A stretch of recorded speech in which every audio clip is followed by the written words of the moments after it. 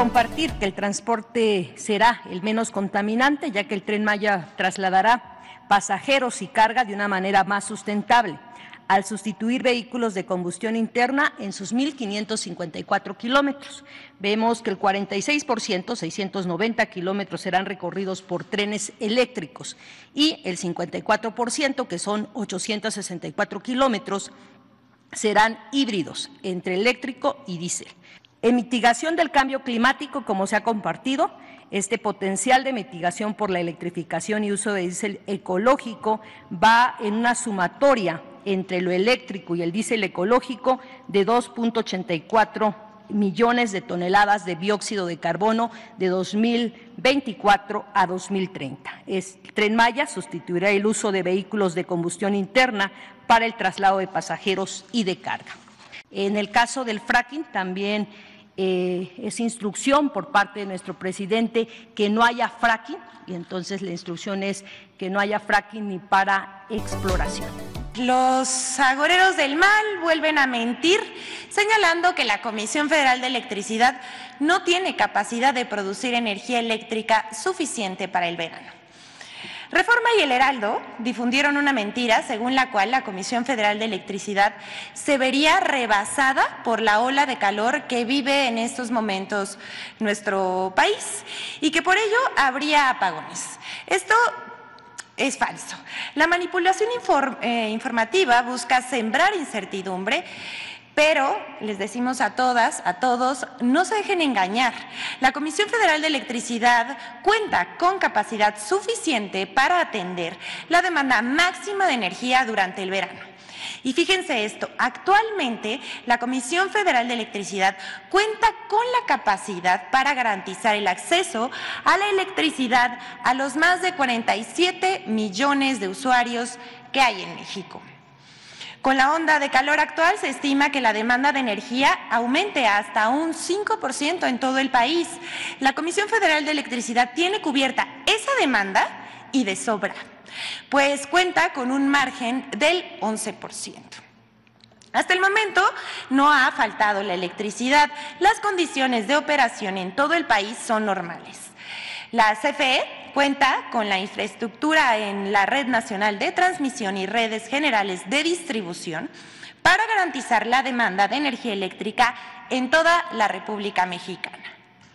¿Pero qué creen? Esto pasó hace algunos días. Hoy, la portada de Reforma nuevamente publica a 8 columnas la misma mentira. ¿Cuál es el propósito de Reforma? Intentar que el pueblo dude de la buena acción gubernamental. Vean nada más, 8 columnas. Ven, por ejemplo, a ver la portada del Reforma de hoy. Fíjense esto. Y es el boletín, ¿no?, del conservadurismo. Es un pasquín, pero estaba mejor el Alarma. Miren esto. Entra en emergencia el sistema eléctrico. ¿Es sensacionalista la nota o no? Pero miren, abajo, seguramente. Pero esto es parte de la desesperación. Entra en emergencia el sistema eléctrico. Y miren, y muertes. Dice que entró en estado operativo de alerta el Centro Nacional de Control de Energía. Ajá, pero ¿qué le respondería al SENACE? Que no hay ningún problema, que ellos lo saben. O sea, nosotros somos los primeros interesados en saber lo que está sucediendo, porque imagínense que hay apagones. Entonces sí, si no hay todavía nada y ya están con este alarmismo, además de que es nuestra responsabilidad que no falte la energía eléctrica, pues yo les digo, no hay problema. El SENACE, Es de rutina. porque hay un margen siempre de reserva y se reduce porque hay más consumo, pero no tenemos dificultad en nada. Claro, sin problema. Pero yo a lo que voy es esto, porque esto no es información, esto no es periodismo en sentido estricto, esto es manipulación, porque este periódico representa a el grupo conservador, reaccionario de este país y tiene muchísimos lectores, muchos, pero nos ayudan bastante porque nos dan la oportunidad de mostrar cómo exageran y cómo mienten. Y aunque parece increíble, hay millones de mexicanos. Bueno, no todos tienen oportunidad de leer este periódico, ¿no? Pero los que lo leen sí le creen. O sea, porque es un asunto del pensamiento conservador. No es que actuemos con complicidad. Lo cierto es que en el último periodo de gobierno, lo que llamamos el periodo neoliberal, en los últimos 36 años, desde el 83 hasta finales del 2018, se llevó a cabo el saqueo más grande en la historia de México. Saquearon por completo al país, se trasladaron bienes de la nación a particulares, nacionales y extranjeros, como nunca. Por eso este país es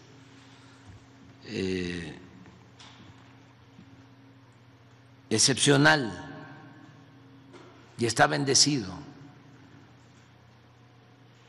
Primero, que tiene muchos recursos.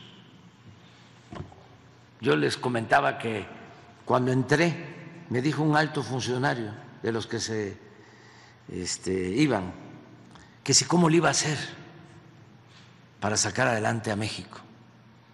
Y le contesté con lo que nos dejaron.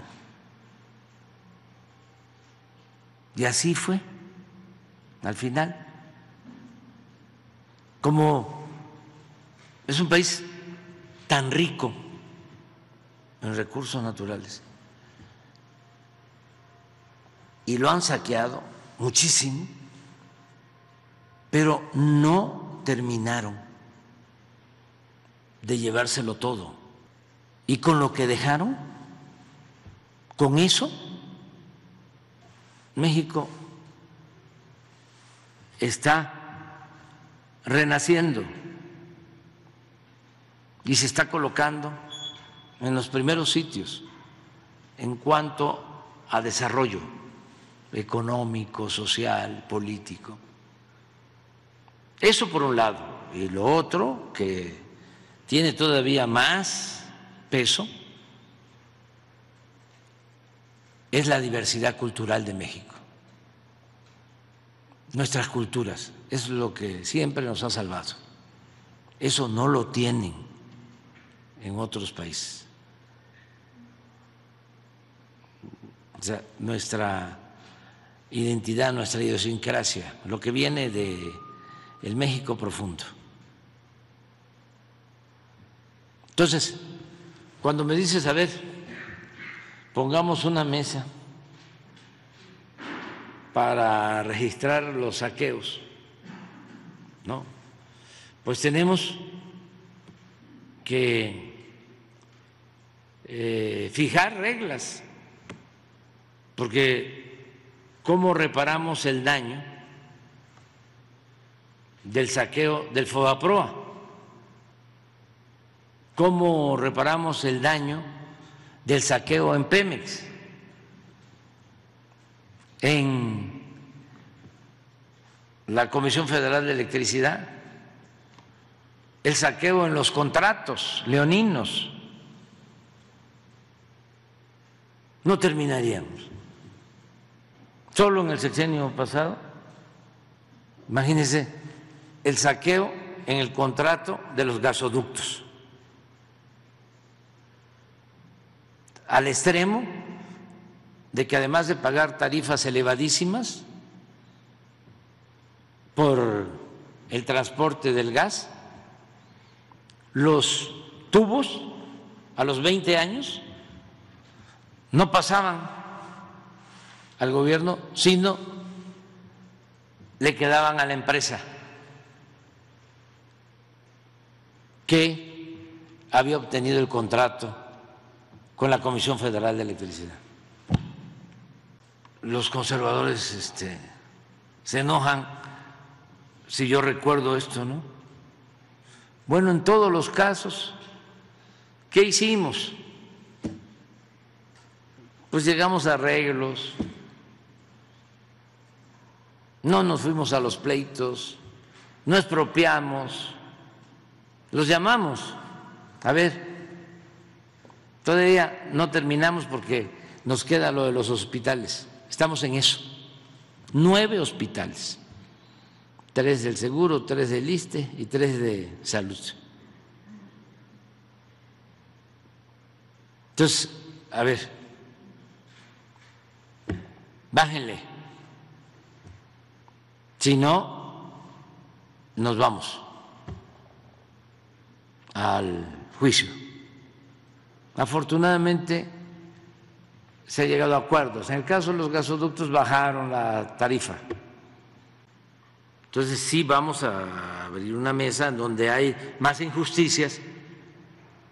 Por ejemplo, no se sabe mucho, pero estamos llevando a cabo el rescate de los mineros de pasta de concho. Vamos avanzando, nada más que es muy complejo. Se contrató una empresa, falló, tuvimos que buscar otra que está trabajando bien, de acuerdo a lo que me informan, y estamos pensando que vamos a llegar al sitio en los primeros meses del año próximo. La otra mina de Sabina, Piñavarete, se está avanzando también mucho y esperemos que en agosto, antes de agosto, ya lleguemos a las galerías donde pensamos que están los mineros. ¿Qué hicieron en el caso de pasta de concho? Pues dijeron, no hay condiciones, y no atendieron a la gente. Nosotros ya les ayudamos a todos los familiares, a todos. Recibieron su indemnización, esa es justicia. Y eso viene de tiempo atrás, ¿no? Y además nos comprometimos a rescatar a los mineros, y lo estamos haciendo. Cuando lo sabemos, Salinas se intensificó la llamada política neoliberal o neoporfirista, porque fue lo mismo que se hizo en la época de la dictadura porfirista, fue entregar las tierras, las aguas, las minas, los ferrocarriles, el petróleo. Entonces, cuando hablan de neoliberalismo, pues nosotros decimos es neoporfirismo, es lo que ya se padeció en México y demostró que no funciona porque no puede haber estabilidad política, no puede haber paz social cuando se beneficia nada más a una minoría. Salinas es el que entrega la mina de Cananea a el papá de Germán Larrea. Supuestamente, sí. Y ¿en qué condiciones? Bueno, hay estudios de que tenía un valor la mina, había incluso un avalúo de Nacional Financiera y se vendió por abajo de ese avalúo. En un año privatizaron como 20 bancos, entregaron empresas públicas. Bueno, fue la gran piñata, y esa política de Salinas la continuó Zedillo, pues fue el que entregó los ferrocarriles nacionales y rescató a los banqueros que habían obtenido en el sexenio anterior los bancos públicos al fracasar, porque muchos ni tenían conocimiento de cómo manejar un banco, pero eran gente cercanas. Los más compenetrados con la cuestión financiera habían estado como dueños de casas de bolsa, pero son negocios completamente distintos, y todavía con Zedillo se les rescata a todos esos bancos. O sea, primero se les entrega, los quiebran y surge el FOBAPROA para rescatarlos.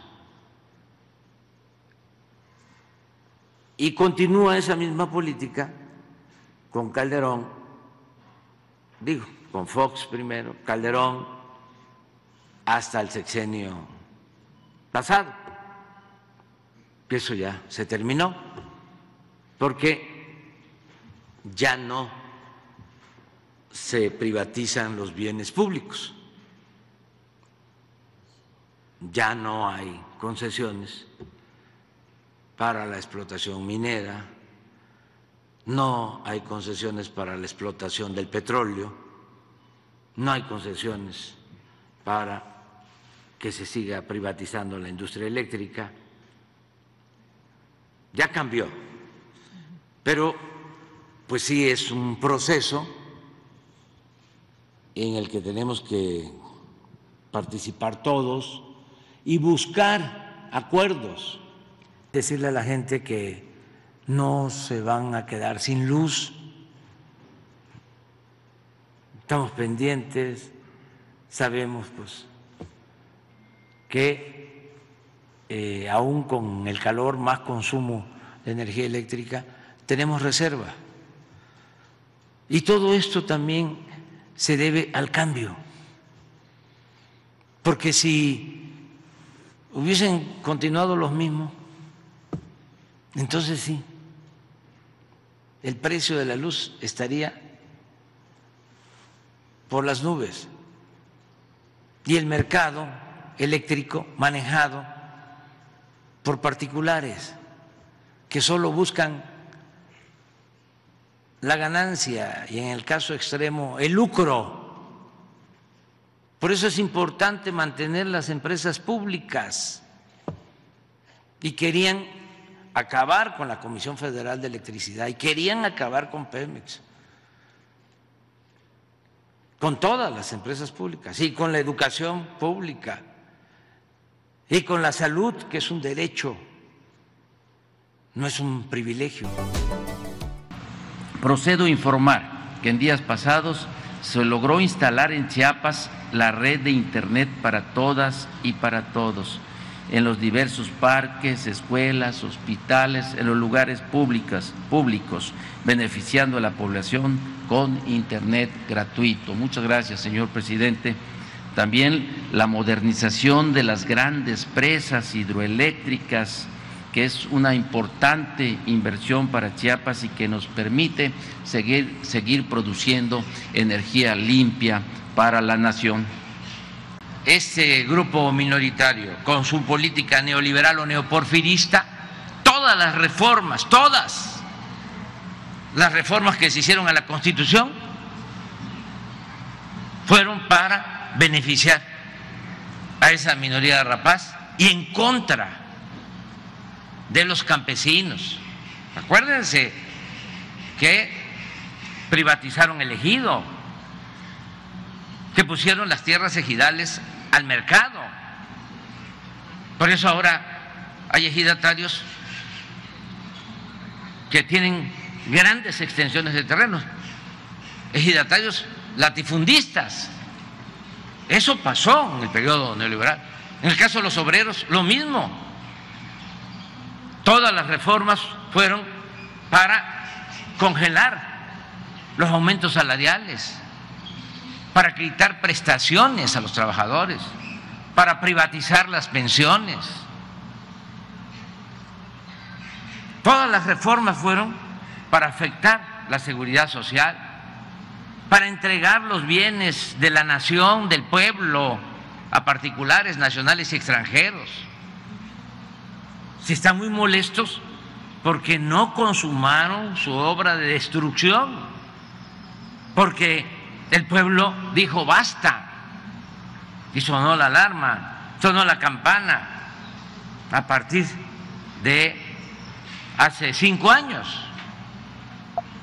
Y así es que estamos rescatando a Pemex, estamos rescatando a la Comisión Federal de Electricidad. Si no, no existiría nada. En el caso de las presas, lo que se está ahora procurando es utilizarlas bien, que turbinen para generar energía, porque antes se mantenían llenos los vasos de las presas,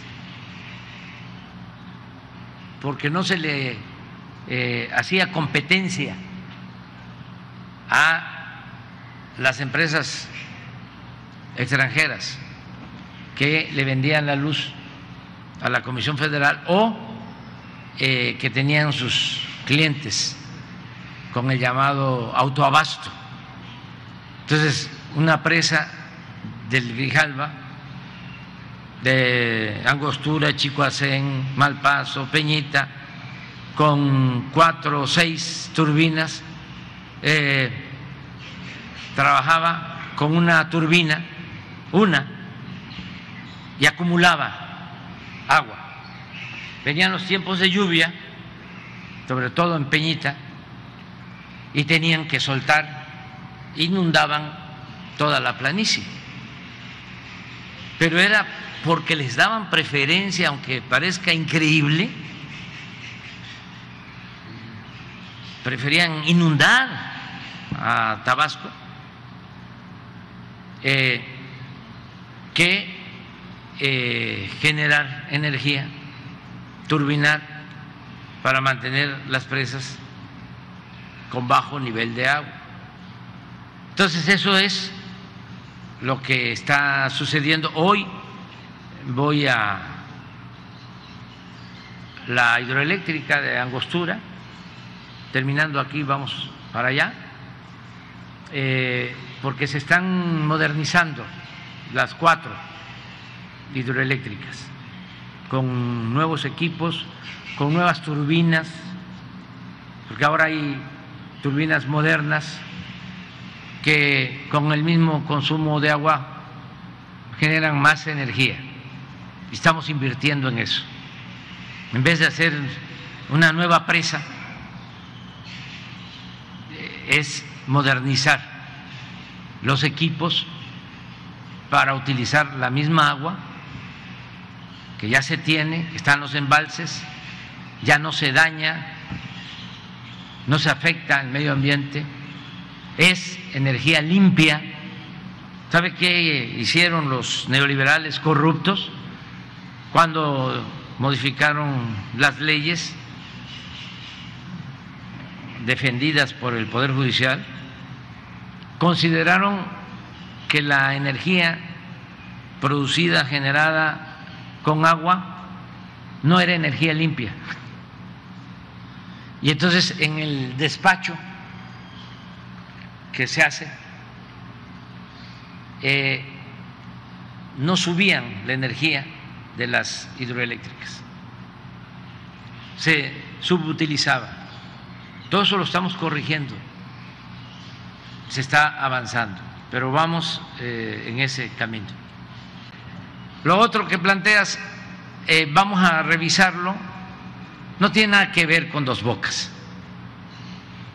Es muy posible que tenga que ver con el que se esté turbinando más. Es que antes, lo que les explicaba, mantenían llenos los vasos, los embalses, porque no se turbinaba, no pasaba agua, para no competirle a las empresas extranjeras. Bueno, se inundó Tabasco. Primero llegué a la presidencia y dije, no se va a volver a inundar Tabasco porque no se van a volver a abrir las compuertas. Y como venía la inercia y el dominio de la oligarquía, pues se volvió a inundar Tabasco. Entonces, ¿sí? Entonces, fue una afrenta y tuve que sacar un decreto para controlar lo de las inundaciones y turbinar en las presas, que no se mantuviesen llenos los vasos, los embalses. Pues a los 6 meses empezó a generarse mucho más energía. Les hablo de un incremento de 500% en 6 meses, al utilizarse más turbinas. A los 6 meses vino un amparo en contra del decreto de una empresa italiana de energía eléctrica y se paró, pero seguimos luchando en eso. Entonces, es probable que se deba a eso, también a que ha llovido menos, que hay menos escurrimientos, pero no es una acción para evitar la inundación en Dos Bocas.